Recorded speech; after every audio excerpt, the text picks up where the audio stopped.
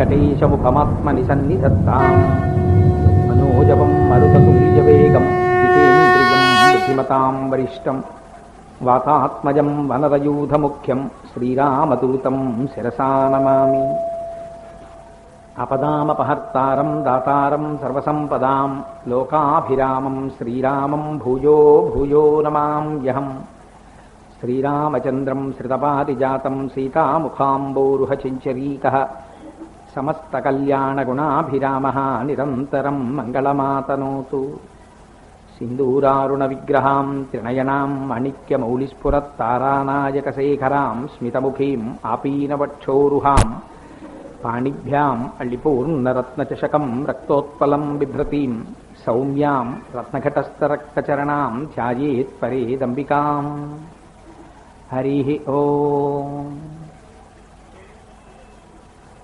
పరమేశ్వర స్వరూపమైన సభకి నమస్కారం. జగన్మాత యొక్క అవ్యాజ కరుణాకటాక్ష వీక్షణముల చేత ఇక్కడ అయ్యప్ప స్వామి దేవాలయాన్ని ఇంకా కాకినాడ పట్టణానికి ఇంత ప్రధానమైనటువంటి కూడలలో నిర్మించినటువంటి దాతలు వారందరూ ఇంత చక్కటి దేవాలయాన్ని నిర్మాణం చేస్తే మనం ఉపయోగించుకోగలుగుతున్నాం. వారు ప్రతి సంవత్సరం శరన్నవరాత్రులు చేస్తూ ఉంటారు. ఈ సంవత్సరం కోటేశ్వరారు మీరు వచ్చి 9 రోజులు ఏదైనా దేవీతత్వం గురించి మాట్లాడండి అన్నారు. సరే, అంతకన్నా నా జన్మకి భాగ్యం ఏముంటుందని తప్పకుండా వచ్చి మాట్లాడుతున్నాను. అంటే తెలిసి మాట్లాడతానని కాదు, వెనక మాట్లాడించేది పరాదేవత, ఆవిడ అనుగ్రహం ఉండి పలికిస్తే ధన్యుణ్ణవుతాను అని. సరే, ఇంతంత ఇవటుడింత అయ్యని ఆ కార్యక్రమం ఇదిగో ఇవాల్టి రోజున ఇంత అందమైనటువంటి రీతికి ఇంత కష్టపడి వారు తీసుకొచ్చారు. మనం నవరాత్రులు అని శాస్త్రంలో ప్రధానముగా 2 సార్లు చేస్తాం, మిగిలినవి చేస్తాం గణపతి నవరాత్రులు. నేను వాటి గురించి కాదని అనడం లేదు. ప్రధానంగా మనం చేసేటటువంటి నవరాత్రులు 1 శరన్నవరాత్రులు, 2 వసంత నవరాత్రులు. ఇవి 2 చేయడంలో ఒక గమ్మత్తు ఉంటుంది. శరన్నవరాత్రులు దక్షిణాయనంలో వస్తాం, అసలు ఉపాసన ప్రారంభం కాకూడదు. గమ్మత్తు ఏమిటంటే అసలు నక్షత్రాల్లో మొట్టమొదటి నక్షత్రం ఏది? అశ్వని నక్షత్రం.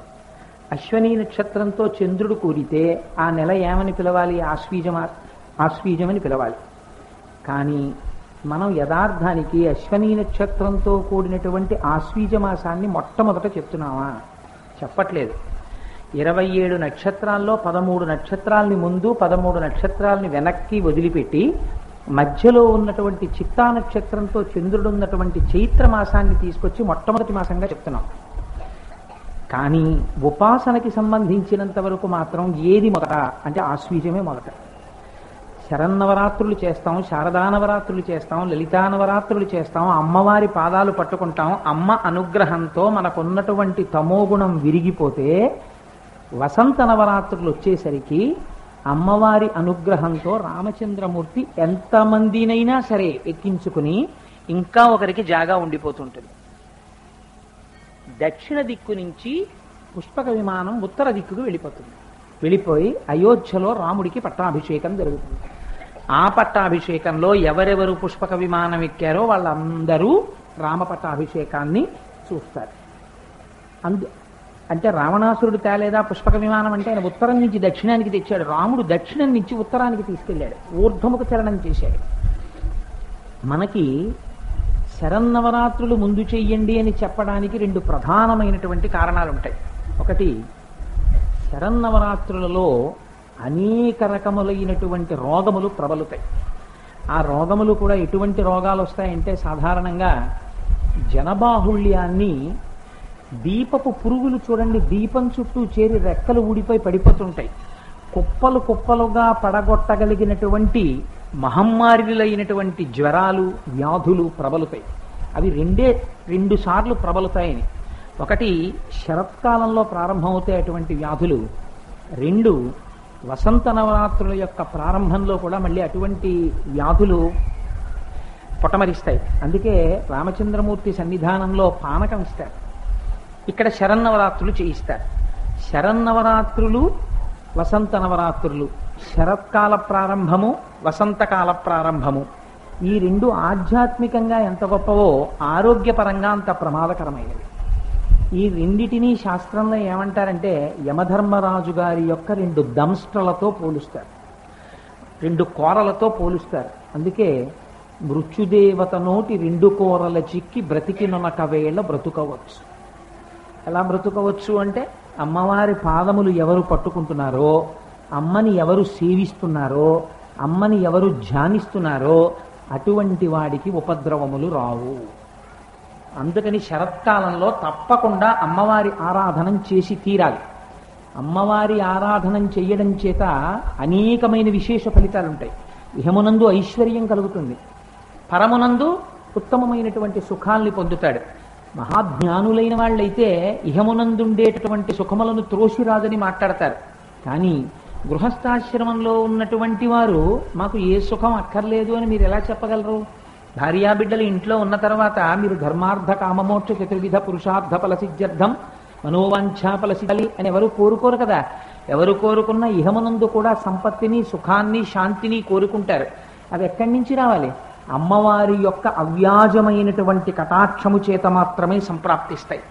అవి ఎలా సంప్రాప్తిస్తాయో లలితా సహస్రనామ స్తోత్రంలో వ్యాద్రూపధారిణి ఆవిడ ఏది శాశ్వతము కాదో, ఏది అసత్యమో అది సత్యమని కనపడేటట్టుగానూ చేస్తుంది.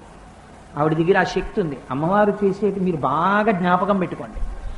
మాయా మాయా అంటుంటారు, లేదా అమ్మవారిని అసలు ఎందుకు ధ్యానం చెయ్యాలి, దేవీ నవరాత్రులు ఎందుకు చెయ్యాలి, బాగా జ్ఞాపకం పెట్టుకోండి ఈ విషయాన్ని. అసలు మనం భగవంతుడి నుంచి విడివడి ఉండకుండా భగవంతుడితో కలిసి ఉన్నటువంటి ఏకస్వరూపములోంచి జీవుడు బ్రహ్మము అనేటటువంటి రెండుగా విడదీసి మాయతో కూడినటువంటి ప్రపంచమునందు ఇంద్రియ లంపటముతో తిప్పినటువంటి మాయాశక్తి స్వరూపిణి ఎవరో ఆవిడ అమ్మవారే. ఏ అమ్మవారి పాదాలు పట్టుకుంటే మళ్ళీ ఆ అమ్మవారే. ఏ ఇంద్రియ లౌల్యము చేత నువ్వు అసత్తునందు తిరుగుతున్నావో ఆ అసత్తు అసత్తని చెప్పి నీకు సత్యాన్ని చూపించి మళ్ళీ ఈశ్వరుడితో కలిపేది అమ్మవారే. ఇది ఆవిడ గొప్పతనం. ఆవిడ తలుచుకుందా అసత్తునందు సత్తు చూపిస్తుంది, ఆవిడ తలుచుకుందా మీకు సత్తుని సత్తుగా చూపిస్తుంది. ఏది సత్యమో ఆవిడ చెప్పేస్తుంది. ఇది ఎక్కడి నుంచి వస్తుంది? ఎవరు అమ్మవారిని ఆరాధిస్తున్నారో వాళ్ళకు వస్తుంది. ఆరాధన రెండు రకాలుగా ఉంటుంది. తెలిసి ఆరాధించడం ఒకటి, తెలియక ఆరాధించడం ఒకటి.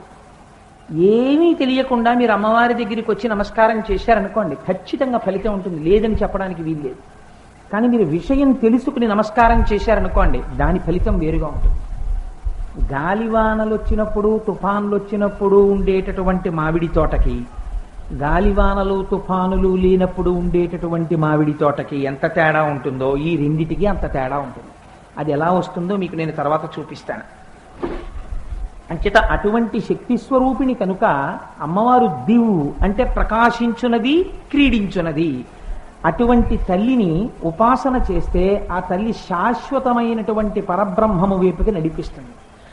ఈ నవరాత్రులు చేయడం కూడా ఒక గమ్మత్తు. మనం 9 రాత్రులు చేస్తాం. నిజానికి 9 రాత్రులు చేయడం ఏమిటండి? రాత్రి చేసేది ఏమి ఉండదు. నేను తరచు చెప్తుంటాను ఈ మాట.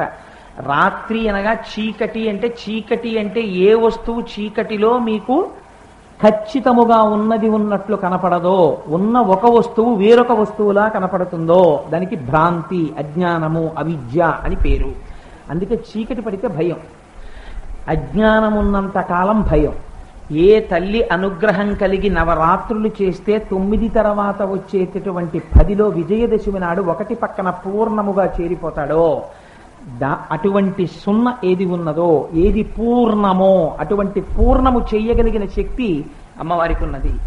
అందుచేత 9 రాత్రులుగా ఉపాసన చేస్తారు. 9 రాత్రులుగా ఉపాసన చేయడంలో ఒక గమ్మత్తు ఉంది. 9 నవరాత్రులలో అసలు మూల స్వరూపం అదే. ఇప్పుడు మీకు ఆ తర్వాత తెర తీస్తారు పూజ చేసేటప్పుడు. ఇప్పుడు అసర సంధ్య వేళలో ఆ తెర తీసినప్పుడు మీరు అమ్మవారి స్వరూపాన్ని చూస్తారు. ఆ స్వరూపం మిగిలిన స్వరూపాలన్నీ ఆ స్వరూపంలోంచి వచ్చాయి. అది ప్రధాన స్వరూపం. ఆ స్వరూపానికి పూజ చేస్తే మిగిలిన స్వరూపాలకి పూజ జరిగిపోయినట్టే లెక్క అంది శాస్త్రం. అలా కొన్ని శ్లోకాలు ఉన్నాయి సౌందర్యలహరిలో. మీరు ఆ శ్లోకం చదివారనుకోండి, ఇంకా మీరు పూజ అక్కర్లేదు. అంటే మానేమని కాదు నా ఉద్దేశం, మీరు పూజ చేసేసినట్టు లెక్క. అంత శక్తివంతమైన శ్లోకాలు ఇచ్చేశారు శంకర భగవత్పాదులు. అందుచేత ఇదిగో అలా కూర్చునుందే ఆ అమ్మనే మనం 9 రాత్రులు 9 రకాలుగా పూజ చేస్తాం. అది గమ్మత్తు. ఆవిడే ఉన్నది. ఏమయ్యా అయితే నిన్ననున్న అమ్మవారు ఇవాళ కాదా? ఆవిడ వెళ్ళిపోయినట్ట? కాదయా ఆవిడే ఈవిడా. మరి అదేమిటి ఎందుకు అలా చెప్తావు? ఒక్కొక్క రోజు ఒక్కొక్కలా పూజ చేస్తారు, అది గమ్మత్తు. మీరు దాని రహస్యం తెలుసుకోవాలి. నవరాత్రులు చేయడం తప్పని నేను అనను, కానీ దానికి ఒక సమగ్రత ఏర్పడదు. ఇవాళ ఉండేటటువంటి స్వరూపాన్ని ఏమని పిలుస్తారో తెలుసా అండి? మనకి ఆంధ్రదేశంలో విజయవాడలో కనకదుర్గమ్మ తల్లి దేవస్థానమే ప్రమాణము. ఆ తల్లి దేవస్థానం ఇవాళ స్వర్ణ కవచాలంకృత దుర్గగా పూజ చేస్తారు. ఏం మొట్టమొదటి స్వరూపాన్ని ఎందుకు అలా పూజ చేయాలి అంటే దీని గురించి దేవీ భాగవతం రహస్యం చెప్పింది. పూర్వకాలంలో దుర్గముడు అనేటటువంటి ఒక రాక్షసుడు ఉండేవాడు. ఆయన హిరణ్యాక్షుడి యొక్క వంశంలో జన్మించాడు. రాక్షసుల యొక్క కోరికలు చాలా గమ్మత్తుగా ఉంటాయి. అంటే నేను ఇవాల్టి అవతార విశేషాన్ని ముందు విజ్ఞాపన చేస్తున్నాను. ఆయన గొప్ప తపస్సు చేశాడు చతుర్ముఖ బ్రహ్మగారి కోసం. బ్రహ్మగారు ప్రత్యక్షం అయ్యాడు. నీకేం కావాలని అడిగాడు. సాధారణంగా నాకు మృత్యు ఉండకూడదని అడుగుతారు. వాడు చాలా గమ్మత్తైన కోరిక కోరాడు. ఆయన అన్నాడు, నాకు వేదములన్నీ కూడా నాకు వశము కావాలన్నాడు. ఈ భూమండలంలో బ్రాహ్మణుల దగ్గర ఎన్ని మంత్రాలు ఉన్నాయో మంత్రములు నాకు వశము కావాలన్నాడు. తర్వాత అన్నాడు బ్రహ్మగారు, అంటే వీడు కూడా నాకు చావొద్దు అంటాడేమో అని అనుకున్నాడేమో బహుశా ఆయన అన్నాడు, దేవతలను నేను జయించాలి అన్నాడు. తథాస్తు అని హంసవాహనం మీద వెళ్ళిపోయాడు. వెళ్ళిపోగానే వేదములన్నీ కూడా దుర్గముడికి లొంగాయి, దుర్గముడిలోకి ప్రవేశించాయి. బ్రాహ్మణులందరూ మంత్రములు మర్చిపోయారు. సంధ్యావందనాలు లేవు, యజ్ఞాలు లేవు, యాగాది క్రతువులు లేవు, ఏమీ లేవు. హవిస్సులు ఇచ్చేవాళ్ళు లేరు. వాడు ఎంత గొప్ప ఆలోచన చేశాడో చూడండి. రాక్షసుడు అంటే ఏమిటండి? 10 మందిని ఏడిపించడం. వాడు ప్రత్యేకంగా నేను అందరినీ వెళ్ళి కొట్టడం ఎందుకు, ఏడిపించడం ఎందుకు, తెలియక నా ముందు వాళ్ళందరూ ఆ పనులు చేశారు. వాడు హిరణ్యాక్షుడి వంశంలో వాడు కదా, తెలియక మా ముత్తాత గారు తాలూకా వాడు ఒక ఆయన భూమిని చాప చుట్టి పట్టుకెళ్ళాడు. ఈ అల్లరంతా ఎందుకు, వేదాలని నాలోకి తీసేసుకుంటే గొడవ వదిలిపోతుంది, అందరూ ఏడుస్తారు, వర్షాలు పడవనుకున్నాడు. పడ్డం మానేసాయి. నూతులు ఎండిపోయాయి, చెరువులు ఎండిపోయాయి. ఎక్కడ నీటి చుక్క లేకపోతే మీరు ఒకటి జ్ఞాపకం పెట్టుకోవాలి. అందుకే అమ్మవారికి భవానీ అని పేరు. అమ్మ అనుగ్రహం లేకపోతే నీరు పడదు. మీరు చూడండి, నాకు ఆ ఊరు వెళ్ళానంటే సమోసా పడలేదు, ఇడ్లీ పడలేదు, నాకు అన్నం పడలేదు అంట, నాకు నీళ్లు పడలేదండి ఆ ఊళ్ళో అంటాడు. అమ్మవారు జీవింపచేస్తుంది భవానీ అన్న పేరుతో. భవుని భార్యగా భవానీగా ఉంటుంది ఆవిడ. అంటే ఆ తల్లి అనుగ్రహం లోపించిపోయింది. లోపించిపోతే వర్షాలు పడలేదు, వర్షాలు పడకపోతే పంటలు లేవు, పంటలు లేకపోతే జంతువులు లేవు, మనుష్యులు లేరు. అందరూ ఎక్కడ చూసినా పీనుగుల కుప్పలు. వాడు యుద్ధం చేశాడంటే దుర్గముడు, వాడేం యుద్ధం చేయలే, కానీ భూమండలం మీద ఎక్కడ చూసినా పీనుగుల కుప్పలే. వాడు చాలా సంతోషపడ్డాడు. చాలు, అయిపోయింది నేను అనుకున్న పని. అందరూ మర్చిపోయారు మంత్రాలు, అందరూ మర్చిపోయారు వేదాలు, చాలు చచ్చిపోతున్నారు జనమంతా. వాడు మాత్రం ఎంత సంతోషంగా ఉన్నాడు. ఇంతే రాక్షస ప్రవృత్తి అంటే. రాక్షస ప్రవృత్తి అంటే ఏమిటనుకుంటున్నారు? మిగిలిన యుగాలలో రాక్షసుల్ని చూస్తే గుర్తుపడి, కలియుగంలో మాత్రం నాకు వరం ఉంటుంది. ఏమిటో తెలుసా? రాక్షసుడు ఎవడో గుర్తుపట్టలేడు, అందరిలోనూ కలిసిపోయి ఉంటాడు వాడు అన్నాడు. వాడి ప్రవృత్తి ఏమిటంటే అందరూ ఏడిస్తే వాడు ఒక్కడు సంతోషిస్తాడు. 10 మంది నాశనం అయిపోతుంటే వాడికి ఎంత సంతోషమో. అలా కోరుకున్న వాడెవరో వాడే రాక్షసుడు. అందుకని అందరూ చచ్చిపోతున్నారు, వాడు సంతోషించాడు. ఇప్పుడు వీళ్ళు ఏం చెయ్యాలి? మొట్టమొదట ఇంద్రాది దేవతలు బయలుదేరారు. ఎంత విచిత్రంగా చెప్పారో తెలుసా అండి దేవి భాగవతంలో. అసలు వాళ్ళకి వృద్ధాప్యం లేదు. అటువంటి వృద్ధాప్యం లేనటువంటి దేవతలు పరమ వృద్ధులైపోయి కదలలేని వాళ్ళల్లా డీలా పడిపోయారు. హవిస్సులు లేవు, యజ్ఞయాగాదులు లేవు. అందుకని వాళ్ళు కదలలేక కదులుతూ హిమాలయ పర్వతాలని చేరుకున్నారు. చేరుకుని అమ్మని స్తోత్రం చేశారు. స్తోత్రం చేస్తే అమ్మవారు ప్రత్యక్షమైంది. అలా ప్రత్యక్షమైనటువంటి మొట్టమొదటి స్వరూపమునకు శతాక్షి అని పేరు. ఎంత గమ్మత్తుగా ఆవిడ దర్శనమిచ్చిందో తెలుసా అండి? ఒంటి నిండా కన్నులతో దర్శనమిచ్చింది ఆవిడ. అన్ని కన్నులతో దర్శనమిస్తే వాళ్ళు తెల్లబోయారు. మిమ్మల్ని చూడడానికి నేను ఇన్ని కళ్ళు పెట్టుకుని ఉన్నాను, మీకు ఎందుకు బెంగ అని కనపడింది. వాళ్ళన్నారు, అమ్మా మేమందరం నీ బిడ్డలం, బ్రతకడానికి నీళ్లు లేవు, తినడానికి తిండి లేదు, మేమందరం ఇంత కష్టంలో ఉన్నామమ్మా అన్నారు. ముందు బ్రతకడానికి నీళ్లు ఇవ్వాలి. అమ్మవారు ఏం చేసిందో తెలుసా అండి?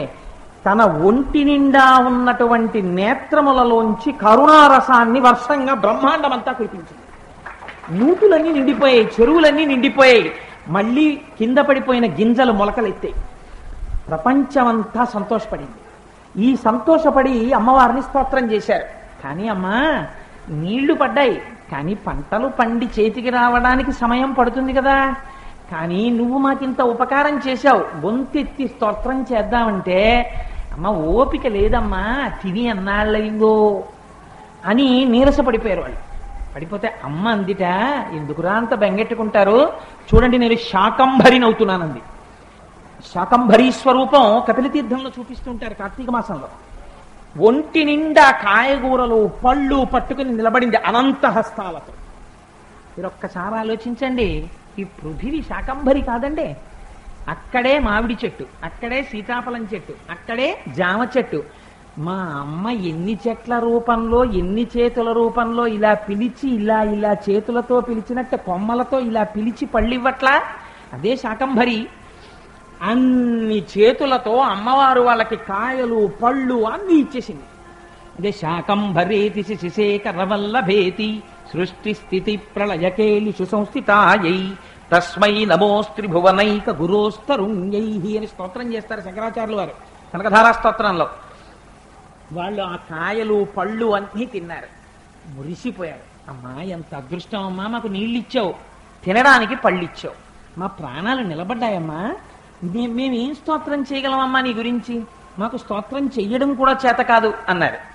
అంటే ఒక్క మాట చెప్పారు, అమ్మా వేదాలని ఆ దుర్మార్గుడు దుర్గముడు అపహరించాడమ్మా, ఆ వేదములు మళ్ళీ మాకు దొరికేటట్టుగా అనుగ్రహించు తల్లి అన్నారు.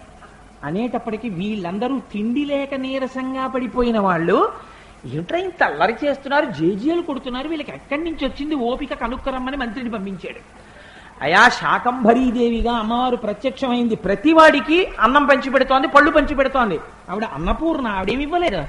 అమ్మా అని పిలిస్తే పెట్టడానికి ఎడం చేతిలో బంగారు పాత్ర పాయసం, కుడి చేతిలో మృష్టాన్న కలితౌ కలాఢ్య కళ్యాణి కలిత సదనా శ్రీగిరసి శిరసస్యసౌ భ్రమర్యంబా రచయితుమదిష్టార్థ విభవం.